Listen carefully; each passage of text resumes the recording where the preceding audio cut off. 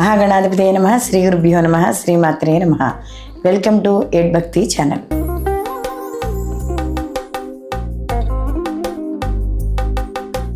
ద్వాదశ రాసుల వారికి శుభాశుభ ఫలితాలు ఏ విధంగా ఉన్నాయి అనే విషయాన్ని మనం ఈ వీడియోలో తెలుసుకుందాం. సహజంగా మనం ఉగాదికి మనం నూతన సంవత్సరంగా భావించి మనము ఈ ఉగాది పంచాంగం చెప్పుకోవడం అనేది మనకి ఆచారంగా వస్తుంది. కానీ కొంతమంది ఆంగ్ల నూతన సంవత్సరంది కూడా ఏవైతే ఫలితాలు ఉన్నాయో, రాశి ఫలితాలు ఉన్నాయో అవి కూడా వాళ్ళు తీసుకోవడం అనేది జరుగుతోంది. కాబట్టి అలాంటి వారి కోసం ఈ వీడియో చేయడం అనేది జరుగుతుంది. అయితే ఇక్కడ మనకి కేవలం గోచార ఫలితాలు మాత్రమే మనం చెప్పుకోవడం అనేది జరుగుతుందంటే మనకి 2026 జనవరి నుండి మనకి 2026 డిసెంబర్ వరకు ఈ సంవత్సరం లోపు ఈ నిడిలో ఏవైతే గ్రహాలు యొక్క ప్రధాన గ్రహాలు అంటే ఎక్కువ కాలం ఒకే రాశిలో సంచరించే గ్రహాలు, దీర్ఘకాలికంగా మనకు ఉండే గ్రహాలు ఏవైతే ఉన్నాయో వాటిని ఆధారంగా చేసుకుని మనం ఈ ద్వాదశ రాశుల యొక్క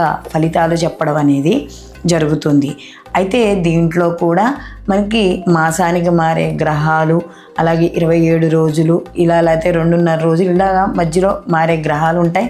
వాటి ప్రభావం కూడా ఈ ద్వాదశ రాశుల వారి మీద కూడా ఉంటుంది. అయితే దీర్ఘకాలికంగా ఎక్కువగా మనకి సంచరించే గ్రహాల యొక్క ప్రభావం కూడా ఉంటూ దానితో పాటుగా ఇక్కడ వ్యక్తిగత జాతక పరిశీలన కూడా తప్పకుండా చూసుకోవాలి. ఎందుకంటే ఇవి గోచార ఫలితాలు కాబట్టి కొంతవరకు మాత్రమే ఫలితం అనేది ఉంటుంది. దీంతో పాటుగా వాళ్ళ జన్మ జాతకాల్లో జరుగుతున్న దశలు, అంతర్దశలు, వాటి యొక్క ఫలితాలని ఈ రెండింటినీ కూడా చూసుకుని అప్పుడు జాతక ఫలితాలు బేరేస్ చేసుకోవడం అనేది ఉంటుంది. కాబట్టి ఇవి కేవలం గోచార ఫలితాలు మాత్రమే అని గ్రహించాలి. వృషభ రాశి వారికి 2026 సంవత్సరంలో జనవరి టు డిసెంబర్ వరకు మనకి ఫలితాలు కానీ చూసుకుంటే వీళ్ళకి శుభ ఫలితాలు ఎక్కువగానే గోచరిస్తున్నాయి. అయితే ఈ సంవత్సరం వీళ్ళకి కానీ చూసుకున్నప్పుడు ఈ వృషభ రాశి వారికి ఈ ప్రధాన గ్రహాలుగా మనం చూసుకుంటే రాహు 10వ స్థానంలోను, అంటే మనకి ఈయన 10వ స్థానంలో ఉన్నాడో, అలాగే ఈ సంవత్సరాంతానికి ఈయన ఏదైతే రాహు ఉన్నాడో భాగ్యస్థానంలో అంటే 9వ స్థానంలోకి ఈయన ప్రవేశించడం, అక్కడ నుండి సంచారం చేయడం అనేది జరుగుతుంది.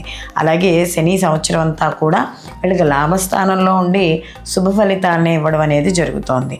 అలాగే గురువు వీళ్ళకి జూన్ 2 వరకు కూడా వీళ్ళకి తృతీయ స్థానం అంటే వీళ్ళకి జనవరి 2 వరకు కూడా ద్వితీయ స్థానంలో ఉండి తర్వాత తృతీయ స్థానంలో, దాని తర్వాత చతుర్థ స్థానంలోకి మార్పు చెందడం అనేది జరుగుతుంది. కాబట్టి ఈ వీళ్ళకి గురు బలం అనేది ప్రథమార్థంలో కాస్త వీళ్ళకి అనుకూలంగా ఉండడం అనేది జరుగుతుంది. అయితే ఈ వృషభ రాశి వారికి ఈ 2026 సంవత్సరంలో శని భగవానుడు అత్యంత శుభ ఫలితాలను ఇవ్వడం అనేది జరుగుతుంది.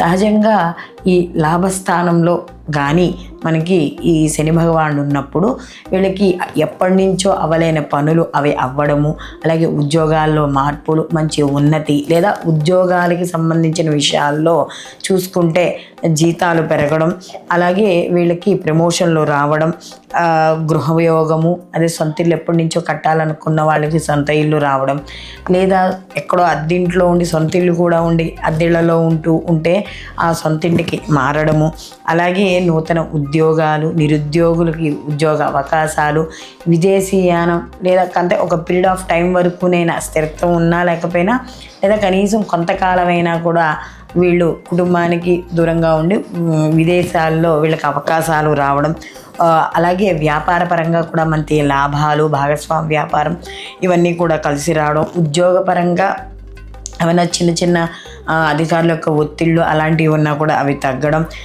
ఎవరైనా అప్పుడే చదువై బయటకు వచ్చిన వాళ్ళకి ఉద్యోగాలు వెంటనే రావడం, అది కాకుండా వీళ్ళకి స్థిరత్వం ఏర్పడడం, అంటే అప్పటి వరకు ఏమైనా స్థిరత్వం లేకుండా ఏదో చిన్న చిన్న పనులు చేసుకుంటూ ఉన్న వాళ్ళకు కూడా ఒక వ్యాపారంలో కానీ ఉద్యోగంలో కానీ అందులో ఒక స్థిరత్వం రావడం, సమాజపరంగా మంచి గుర్తింపు, కీర్తి గౌరవాలు పెరగడం, మీ యొక్క ఏదైతే చేసే ఉద్యోగం వృత్తిపరంగా ఉన్నాయో అధికారుల యొక్క మన్ననలు పొందడం, లేదా మీకంటూ ప్రత్యేకంగా ఒక ఐడెంటిటీ రావడము, వివాహాది శుభ కార్యక్రమాలు, ఇంట్లో వివాహం కానీ స్త్రీ పురుషులు ఎవరైనా లేదా సంతానం ఉన్న వాళ్ళకి వివాహ యోగ్యత, విద్య, ఉద్యోగం ఇలాంటివన్నీ, విలువైన వస్తువులు, వస్త్రాలు, ఆభరణాలు కొనుగోలు చేయడం ఇలాంటివన్నీ కూడా మంచి అవకాశాలు, మంచివి కనబడుతున్నాయి. అలాగే వివాహాది శుభ కార్యక్రమాలు, వాహనాలు కొనుగోలు చేయడం, సంతానపరంగా శుభవార్తలు వినడం ఇలాంటివి కూడా ఉన్నాయి. అయితే వీళ్ళకి ఎప్పుడైతే ఈ యొక్క గురువు కూడా వీళ్ళకి మారుతాడో, కాస్త సోదరుల వల్ల కొంచెం చిన్న చిన్న ఇబ్బంది, తృతీయ స్థానంలోకి మారుతాడో జూన్ తర్వాత నుండి కమ్యూనికేషన్ వాటి రంగాల్లో పనిచేస్తున్న వాళ్ళకి కానీ, మాట్లాడే విధానంలో కానీ చిన్న చిన్న మార్పులు అవి ఎదురు వాళ్ళకి కొద్దిగా ఇబ్బందికరంగా ఉంటాయి. అలాగే సోదరి వర్గాలతో చిన్న చిన్న విభేదాలు వచ్చే అవకాశం ఉంది. కాబట్టి అలాంటి విషయాల్లో జాగ్రత్త పడడం అనేది మంచిది. అయితే ఈ సంవత్సరం కొంచెం వీళ్ళకి గోచార ఫలితాలలో ద్వితీయార్థం కొద్దిగా డౌన్గా ఉంటుంది. కానీ శని బలం ఎక్కువగా ఉండడం వల్ల, శని భగవానుడి బలం అవి కాస్త కొంచెం అనుకూలంగానే మారడానికి ఎక్కువ ఉంటాయి. దీనికి మాత్రం తప్పనిసరిగా ఎప్పుడైతే కేతువు వీళ్ళకి చతుర్థ స్థానంలో సంచారం చేస్తున్నాడో, తల్లి ఆరోగ్య విషయాల్లో వాటిల్లో కాస్త జాగ్రత్త అనేది తప్పనిసరిగా వహించుకోవాలి వీళ్ళు. కాబట్టి ఈ కేతువు యొక్క ప్రభావం తగ్గించుకోవడానికి వీళ్ళు గణపతి ఆరాధన చేసుకుంటూ ఉండడం, అలాగే ఇక్కడ వీరు సుబ్రహ్మణ్య ఆరాధన, దీంతో పాటుగా గురుబలాన్ని కూడా ద్వితీయార్థం పెంచుకోవాలి. కాబట్టి ద్వితీయార్థం నుండి గురువు ఆరాధన ఎక్కువగా చేసుకోవడం, అలాగే స్నానం చేసే నీటిలో పసుపు వేసుకొని స్నానం చేయడం, నానబెట్టిన శనగలు గోవుకి తినిపించడం, ఇలాంటివి ఏవి చేసినా కూడా శుభ ఫలితాలు పొందడం అనేది జరుగుతుంది. దీంతో పాటుగా ఇవి గోచార ఫలితాలు కాబట్టి దీంతో పాటుగా జన్మజాతక ఫలితాలు కూడా పరిశీలనలోకి తీసుకోవాలి. స్వచ్ఛమైన స్ఫటికలింగాలకు, రుద్రాక్షమాలకు, జాతి రత్నాలకు ఈ కింది నెంబర్ని సంప్రదించగలరు.